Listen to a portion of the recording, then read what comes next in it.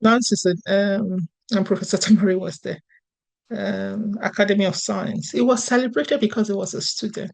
But I read it. I read the abstract and I knew it was fake. And I'll tell you where the fake is fake. What they do is not like fake, it doesn't exist. They do what is seemingly like, and then everything built around it is bad.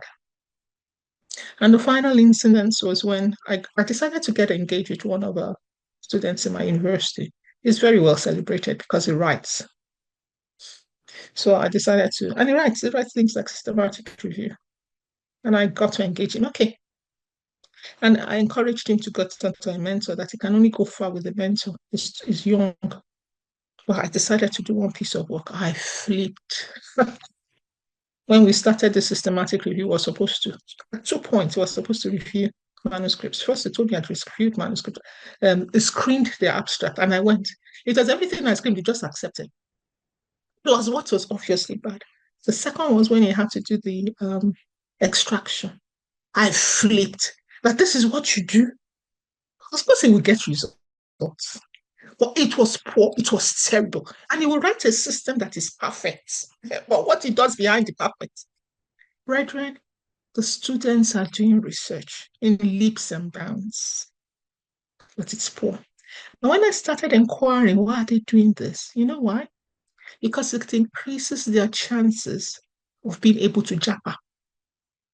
Once it's in their CVs that they're producing manuscripts, especially when the manuscripts are accessible online. Of course, you don't know what happened behind those figures. The chances of getting placement as they plan to exit the country increases. So they are doing it. They are doing it. That is what I'm saying. This action should have happened years back. About that, we're deciding to start. If we're truly deciding to start, it's better late than never. Of course, we've continuously engaged in early career researchers since 2022, and many people might be here who knows our manuscript up training is free, continuous, and I thank and celebrate every single person that engages with us on this training because it's free. Now, of course, free means somebody is bearing the cost somewhere, but if you keep engaging with them, you know that, oh, geez, we are far, far behind. And just before I go into my lecture, it's also to encourage us, please be part of the virtual conference. We will be sharing the invite. I'm asking the organizers to share the invite, and it's one of the efforts at this. And what did we see there? All they were supposed to do was share abstracts. There was some abstract I had to review 8 times, 9 times. Abstract. And out of the 40, we could only move forward with 17. And this is something there was no single abstract that we did not review 3 times. No single one that we didn't review 3 times. There was one. It was obviously fake. You know those kind of fake data that he says, oh, he collected data for 1 year, then he collected, those perfect round numbers, 1,000. You can't get me. You can't get adjusted odd ratio. That's 5% intervals cannot be generated. When we went back and forth, he wrote a university, couldn't write a department. After 3 times, write your department. What department are you in UI? He then said, oh, his abstract has been accepted in the US. So he was exiting. Brethren, things are happening. But you also wonder, why it won't happen when there isn't a culture, when everything around undergraduate and early career researchers is saying, if you get caught, it's because you're unlucky. There's nothing wrong. There's nothing wrong with being wrong and being smart, and doing these things in smart way. You're only unfortunate if you get caught. So they celebrate you when you come out of jail. They dance and do party. And they have seen it in the other generation. So why shouldn't they do better? So let me go on to our talk. I'm sure everything I've said today is not new, just like the many things we've heard at this conference. It's not really new, but like Professor Adejima, it's been exciting being here for 3 days, hearing some new things and learning some things. And of course, the things you seem to know, and also jolted. I'll be able to go far because my talk to this afternoon is anchored on the many things you've done. But once again, I would drive it by case studies because for me, I'm focused not on the system as a whole, but you as the individual. I once again reiterate that ethics in this country has been pushed to this point. And a successful story, as many of you have heard, when we talk about ethics in Africa, maybe not when you look at it as global, because of individuals who are passionate and have decided to drive things. And therefore, my own objective is that the you, and you here, knowing that we're over 100 and some 100 and something people here, and do something. And if collectively you, and you can do something, we'll be able to move the hands of this club further. So once again, I'll just repeat very briefly. You've heard it. What is research ethics? And why does it matter? That graduate and postgraduate students in education must also get on top of the issue of research misconduct. I want to build on Professor Clement Adebomo's position that research misconduct, research integrity is within, I think, okay, it's Aminu. It's within a big box. It's just one of the big box where ethics also is seated and research integrity is seated. If you're going to model against IFES structure, research integrity is handled by the Central Office of Research. The university has its own ethics system where, all those protocol and blah, blah, blah, clinics and all that happen. But when it comes to research misconduct and the management of research misconduct is seated within the Central Office of Research directly under the leadership of the DVC R&D and the Vice Chancellor. The Vice Chancellor actually directly nominates the chair of the Central Office of Research to sit as the chair of the committee handling research misconduct. It's still at the preliminary stage, but at least we have structure and we have system. It's now to implement, and we definitely would move forward. Once again, IFE is open to share with you our documents that we have for any institution or any individual that wants to push a difference in their institution. We'll be looking at strategies for integrating research integrity into undergraduate programs and my key takeaway message. So once again, reiterating what everybody has said, research integrity is all about honesty in all our research activities. While ethics differs from law, it becomes your guiding principles and keeps you away from being indicted by the law. It's about accuracy and transparency in reporting. You can put all that has been set together since yesterday, day before yesterday. I heard about open science and open access to data. That's part of transparency amongst the many things Professor Dejima talked about. It's about respect for participants, communities, and collaborators. We've heard a lot this morning about respecting communities and inviting them and making them part of our research. Research integrity is about responsible reporting. I'm sure Oliver and Kieso will remember the many examples we give when we're talking about community engagement. What does it mean when you have community engagement? Can you report and openly tell them that this is the funds you collected for community engagement and it is that you are spending? Because are you able to tell your collaborators, hi guys, my fund is ABC. C is for collaboration, and this is what I'm spending and how I'm spending it. How transparent are we?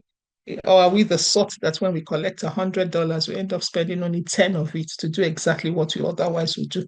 And tell them, oh, I don't call it, so it's small, manage. And then you keep the 90 to yourself. How accountable are we truly to our collaborators, participants, and communities? And accountability for the decisions and results we take. It's very bold of you if you do report and you find something assault in your report that you have written as a manuscript and you find out that is wrong.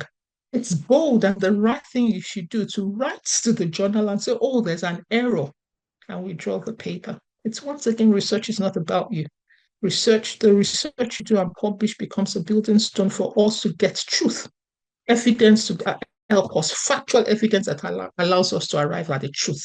And therefore, those building stones must be solid. And if there is something, not right with what you do, integrity requires that you withdraw it from the system and be bold enough to face whatever consequences comes with that. So it does matter, like you've heard for the last 2 days, it's about building trust in science and protect the research participants. Of course, it enhances the quality and reliability of the research findings, and it safeguards researchers' careers and reputation. So when it comes to research integrity, threats to research integrity, We've heard it before, but those are the things I'm going to go through and look at it through the framework and lens of being an undergraduate student. We have to deal with fabrication, falsification, and plagiarism, questions of research, questionable research practices, conflict of interest, and data management. So let's go through some case studies. The first, going through fabrication, falsification, and plagiarism. And here, Amaka is a third-year undergraduate biology student. Every student is required to conduct a small experimentation, collect real-life data, and submit a research report at the end of the semester. Amaka started her experiment late, like we all often find in the field, and faced many challenges. Some of her data were inconsistent. She ran out of time to repeat the study and worried about her grade and the fast approaching deadline. She decided to adjust the results to make them look logical and complete. Does it sound familiar to people there? I'm sure if I ask you to raise your hands, I probably get 100% raise of hands. Of course, she changed some numbers to better fit her hypothesis, which is called falsification. Then she invented some additional points, completely never existed, but made it happen, which we call fabrication.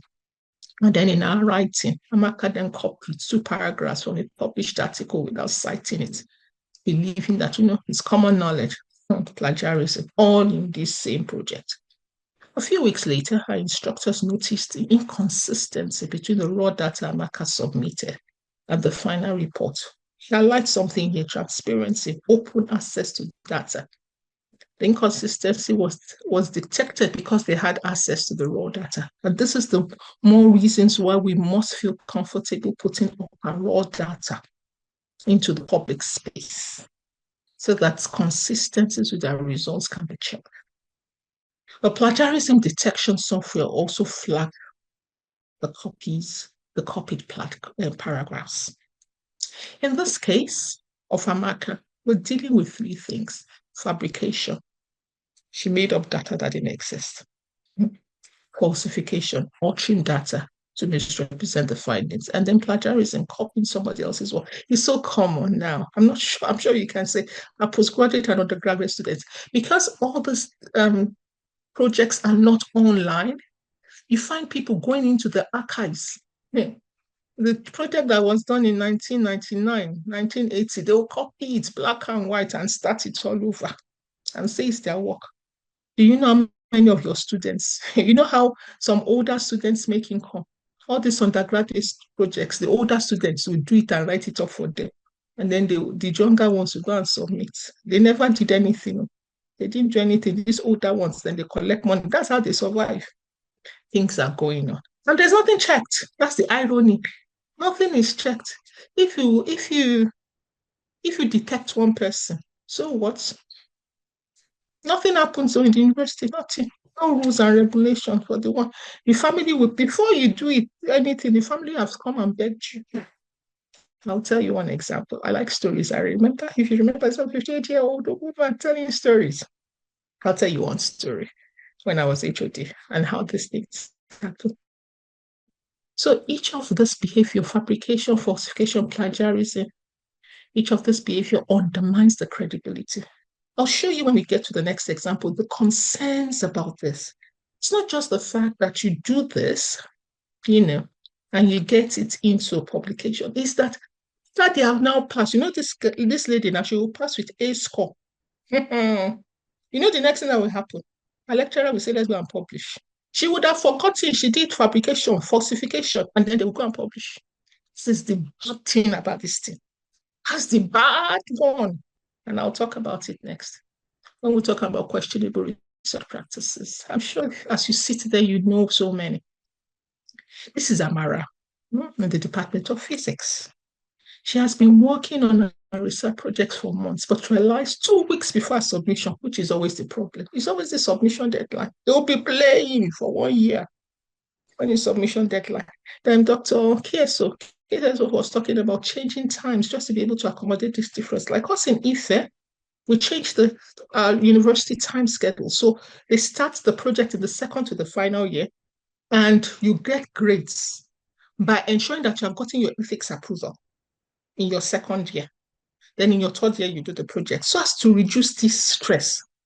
Brethren, does it make a difference? It doesn't. For example, I have a student, for many, that, you know, he's part of a project I'm doing. The project I gave to him to do is part of a project.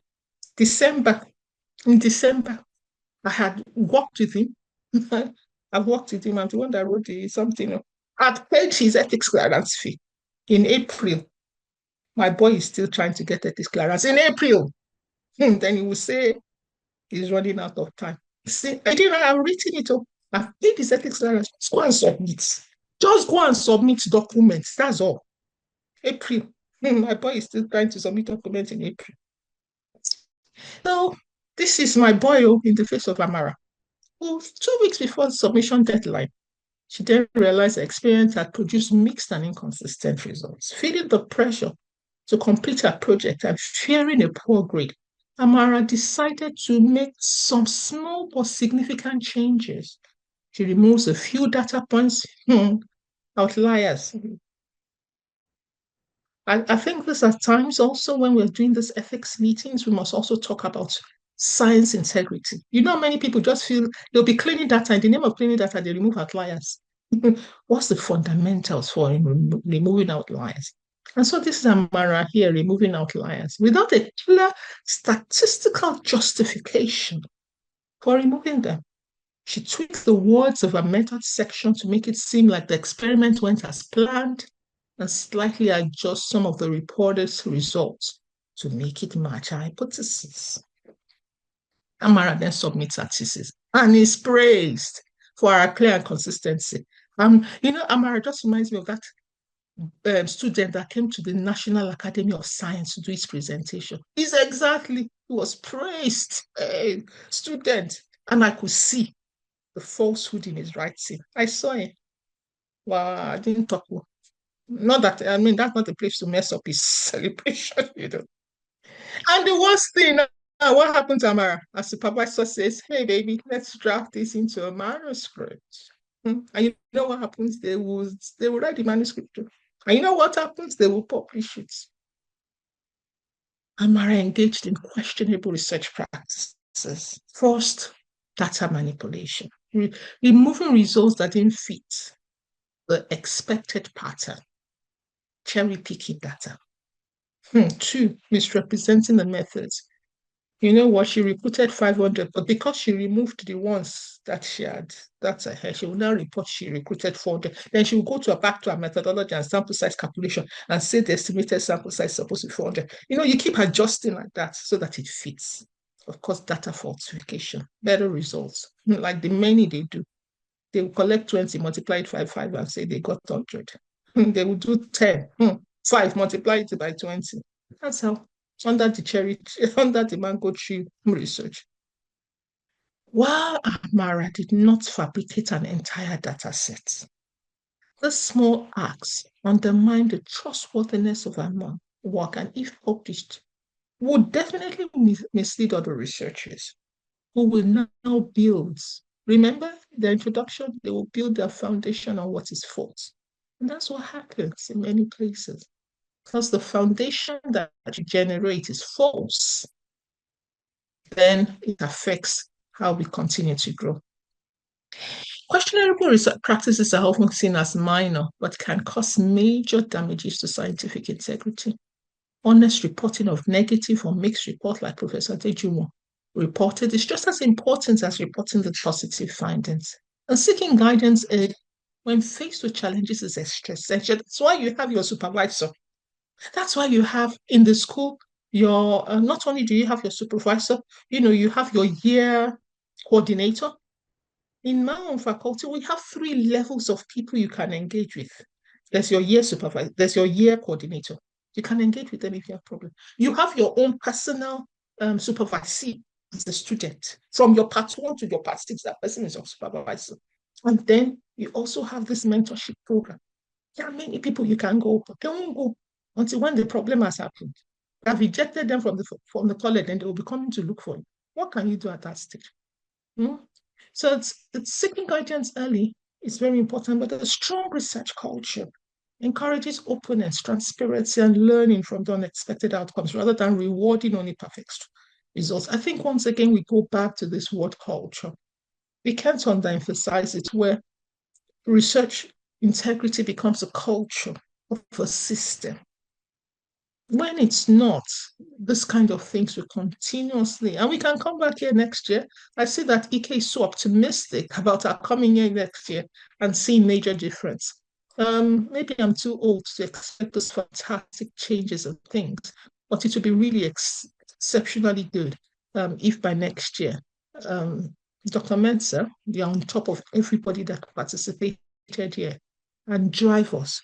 Maybe at your post at the end of the your assessment at the end will be like asking everybody, what would you like to do? And then putting that together and making us a community of practice that is accountable to what we say we want to do. I think that way, maybe at the end of next year, we might be able to see something, a little move. But once we go here, Nigeria is not the same. We are going back to our normal lives and struggles. Except something pushes us to make little differences where we are. Maybe then, EK, your expectation may be met. So the next one is respect for participants, communities, and collaborators.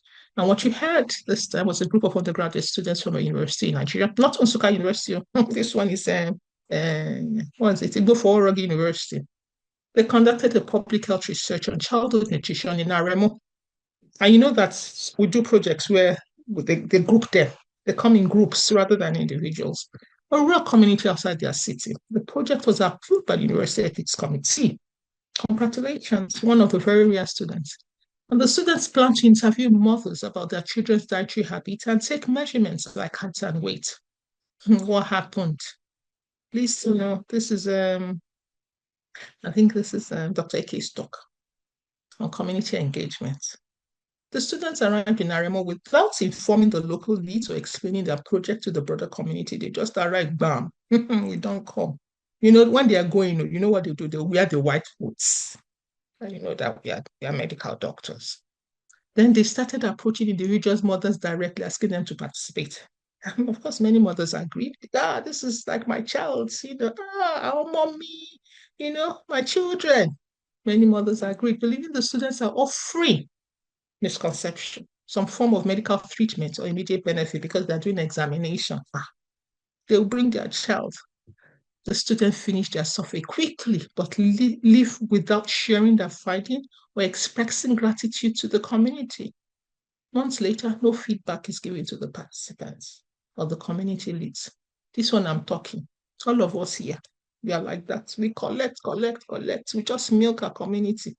Thank you, Professor Ezechi, for highlighting this yesterday. Oh, we milk our community. And this is one of the things I talk about us as researchers, not just early career researchers or undergraduates, because they see what we do. And I praise and celebrate Professor Suzu in Ibadan that tried to change the strategy. You don't go to communities, collect data. I said this is the worst,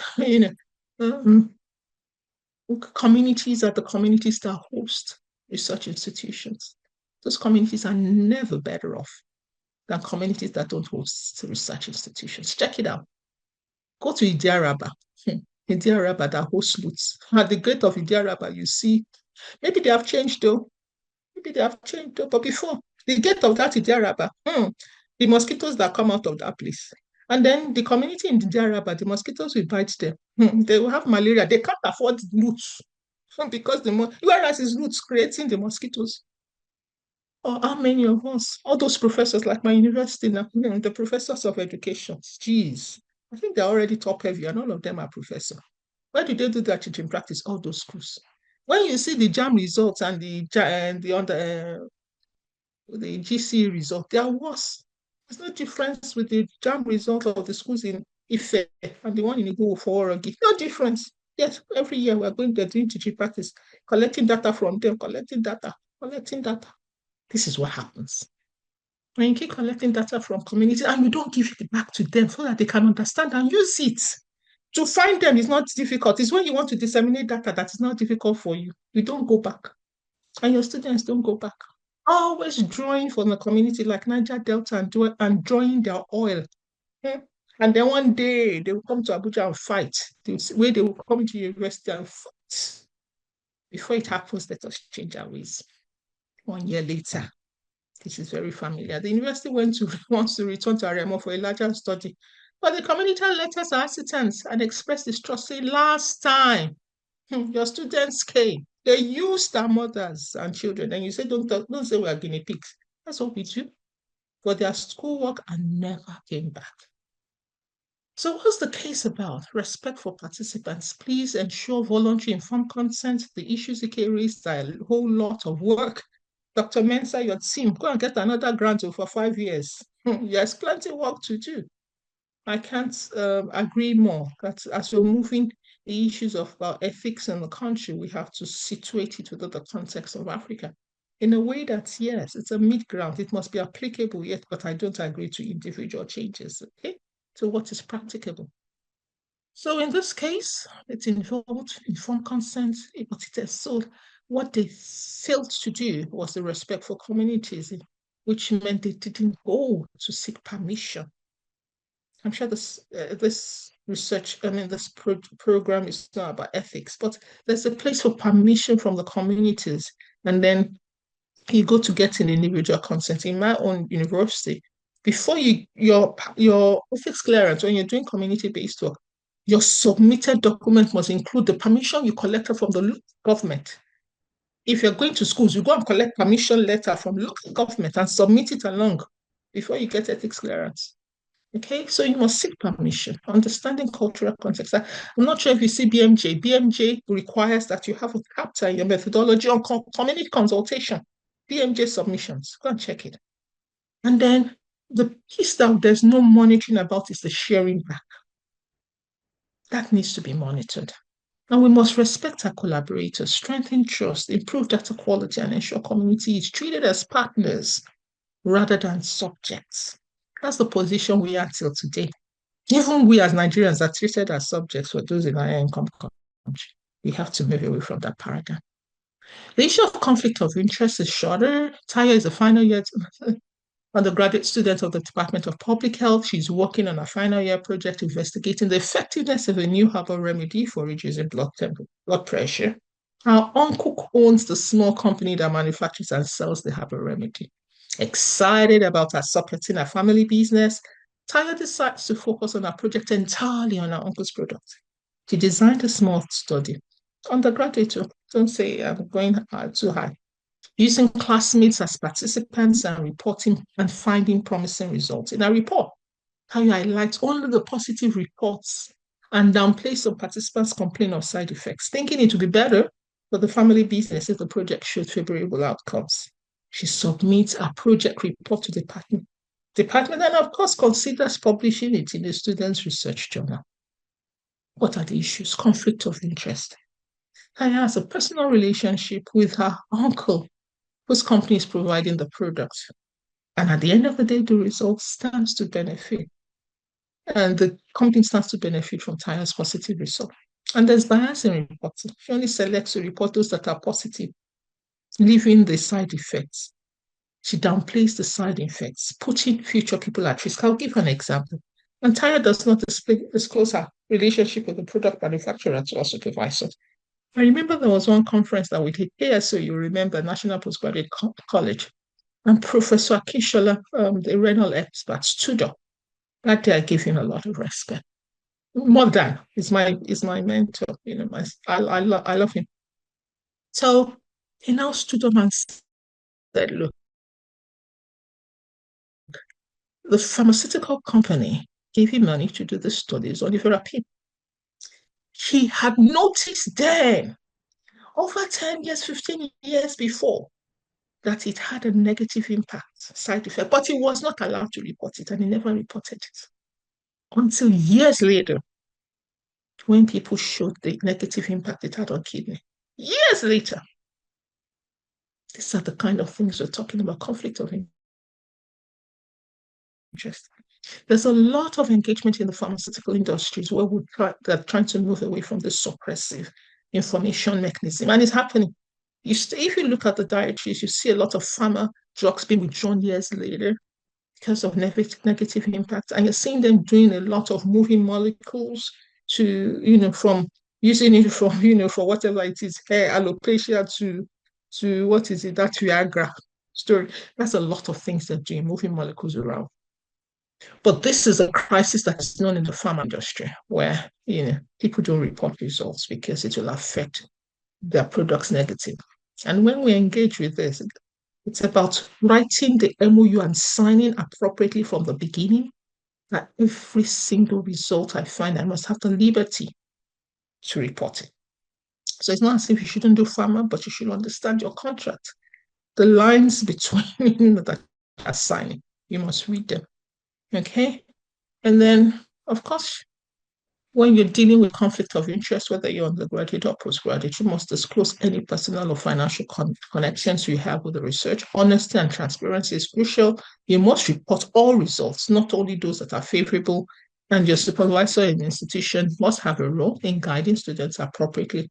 I remember the question that was raised, or a contribution by the participants yesterday, that people must be responsible for the roles they play. We're not supervising as teachers, we're not doing well with our role with students. And so they go and find ways of doing their things, and they imbibe poor habits. The last is about data management, and this is Tolu this time.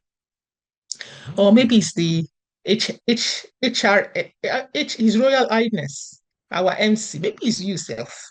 Okay. So His Royal Highness is at his time when he was his final year undergraduate student working on a research project in the Department of Microbiology. He is investigating antibacterial properties of a local medical plant after collecting laboratory data for 2 months. His Royal Highness saved it on his laptop, and occasionally email results are saved there. She doesn't. He didn't. Oga didn't back up his data, his data set. 1 week, 1 week to submission of projects. His Royal Highness laptop crashed. The hard drive is corrupt. And most of his experimental data is lost. Is anybody here familiar with this? I can imagine.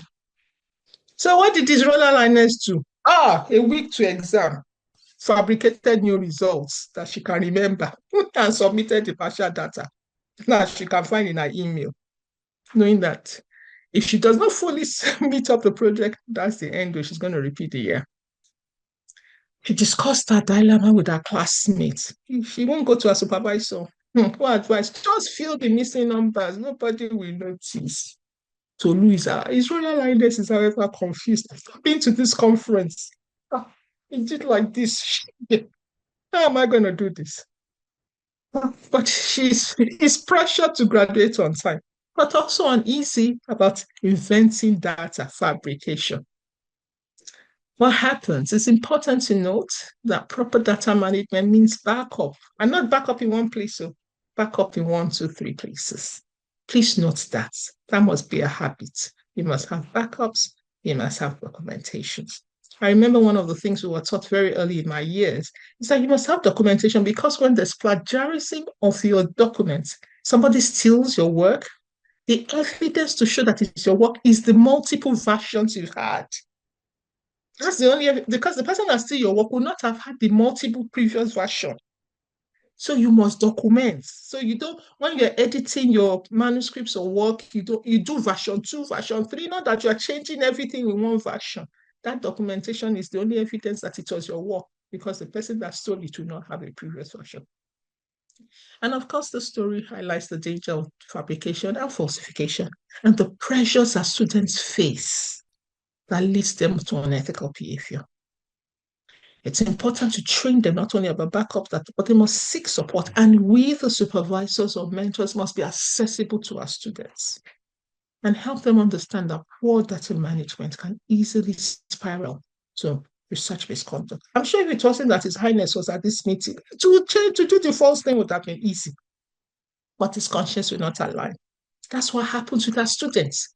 Once we train them and continue to expose them to information about research misconduct, it becomes a lot more difficult for them to do these things. So why am I focusing on graduate and postgraduate training? It's very early to get early stage researchers, they're the future. So you must imbibe in them early. When I was the executive director of Central Office of Research, that was my focus. That was my focus because they're the future. So we must train them and imbibe them early from the very beginning. And one of the things I found in my studies when we're looking at gender differences, it was the early career researchers that believed in gender sensitivity when it comes to the academia. So we must focus on them. Not to the disadvantage of seniors, but we must focus on them. So including our undergraduates as well as early career, all those in postgraduate schools, they must be priority attention. And then pressure to publish can also be a challenge, but the foundation building shapes the future. So let's focus on them. So, but what we find in the current gaps is that ethics is often assumed rather than being taught. We expect us to behave ethically. The world has changed. I tell people, if you remember those days, I'm sure all of you, for 80% of you, Professor Tomori and Professor Dejimo, uh, the chair of IFUN board, and Auntie Mafe in those days. When your mother's eye is like this, you know what it means. When your mother says, it's like this. When your mother says, it's like this. Brethren, now, even my own child, if you like, do your eyes 50 times. They don't understand anything, until you say it directly to them. Don't go out. If you say, go out, go out, they will go out. Not because they don't understand. You must say, don't go out. You must say, buy 2 loaves of bread. Not that, Mommy, should I buy bread? No, go and buy bread. That was your old story. They don't understand those things now. And it's the same in the schools. You must teach it with clarity.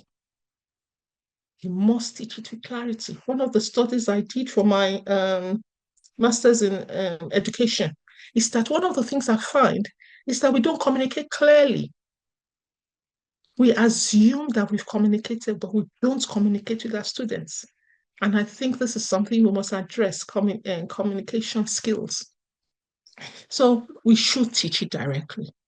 And this means instituting formal courses in responsible conduct of research, including mentorship. We must get them mentors program. My university has a structure. We've not started for mentorship program formally, and limit institutional emphasis.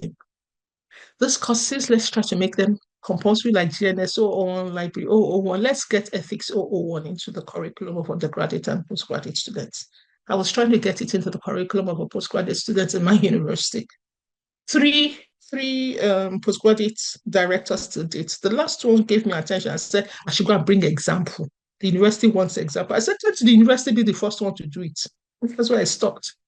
We must promote open conversations around these issues, and we must reward ethical behavior. We must reward, and then they become examples that people want to emulate. We can also approach teaching using case studies like I've done here, discuss ethical dilemma simulation so that people know how to handle cases, peer reviews and mentorship evaluations as matters, and reflective journals on research experiences. Journal clubs is a place to do things well. We used to do journal clubs in my own undergraduate students by my professor. I don't know what's happened now, but these are also ways to go. Of course, supervisors and mentors matters because models, we as supervisors and mentors serve as models of integrity. That's what we should be. Of course, when you're a model of disintegrity, your student comes and says, I don't understand this. Just change it. Just change it. The next one she will do 100 times worse than you. Set clear expectations for ethical research. Encourage open dialogues about mistake. Let them be free to share their mistakes and uncertainties, and then you can guide them in managing conflicts. But once again, all this is about research policies. It must be built on policies and codes. I strongly have the place for an integrity office. And I strongly advocate for having an integrity office different from ethics committee. The work of ethics committee is enough. If you go and check our ethics committee, they're not doing monitoring work because their work is already enough. Go add this one to it. Get integrity office, put it under the Central Office of Research. And that office should support the training of mentors and supervisors and consciously drive a university culture that prioritizes ethics, even through this assessment. Of course, resources is always a limitation, but with what you have, you can do something. Cultural difference matters also in misunderstanding. You just might what is misconduct in Ife might not be misconduct in Enugu. Those are some of the things that we might have to be looking at when we start to develop and work on this. And I celebrate Professor Adebomowo for instituting bioethics, systems of bioethics education in this country. So please, we also can be looking at projects that look at understanding what this is and its implementation for the revision of our ethics code. Whistleblowing, we've heard it over. We must institute cultures for whistleblowing reporting on ethical behaviors without repercussion for the reporter, and balancing ethical standards despite the competition that there is in the system. Once again, let's look forward to Ethics 01 as a compulsory course, create safe spaces, integrate integrity into assessment, develop ethics courses, and I'm challenging Professor Adebola. Let's see what NREC can do in terms of developing ethics courses that is easy for students. When we develop it, you see, university will be telling our students, go and take that course and get your certificate before you come back. Let's do it. At least that one, let's do. And then we partner with international organizations for training materials. When I was there, I wanted to take the training material from UNICEF. And they agreed, but I had to leave and move on.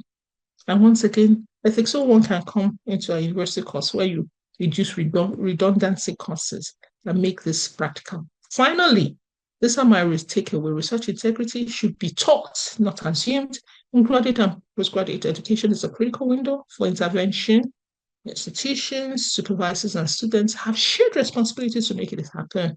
And ethical research is not just good practice. It's about science and the science for our future. On that note, I want to thank you once again from our university.